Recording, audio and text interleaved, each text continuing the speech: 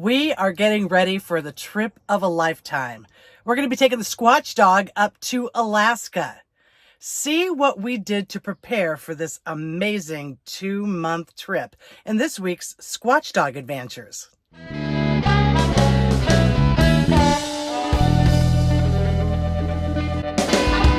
Hi, we're Jolynn, Brad, and Riker. You know, preparing for a 2-month van trip to Alaska is pretty daunting, but thank goodness there is a Bible of sorts that helps you prepare for the trip.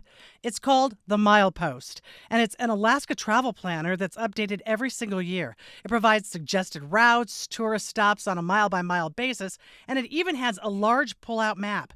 You know, that's the very first thing that we ordered when we realized that we were going on this adventure. The 2024 edition was released in April, so we started to dig in. The next thing we did was ensure that all of our passports were up to date, as we'll be traveling through Canada. We keep a file folder with all of our important travel documents, so we included the passports in the folder.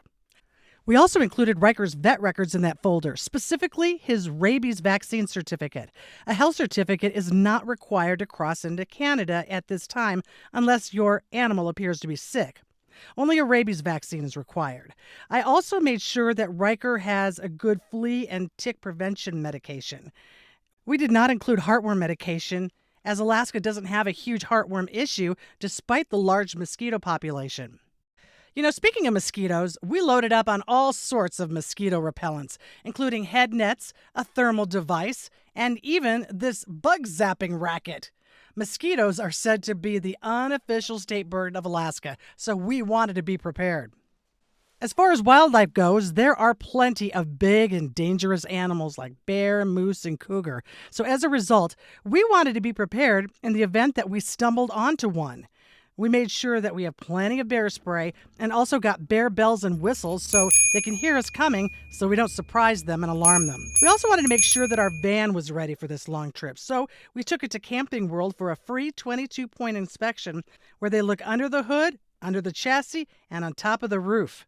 We also took the van to a tire shop to get all of the tires rotated, and finally, we took it in for an oil change. One of the things we also realized was that our van's registration was expiring, so we went to the DMV to get new tabs and threw the registration certificate into that file folder that I told you about earlier.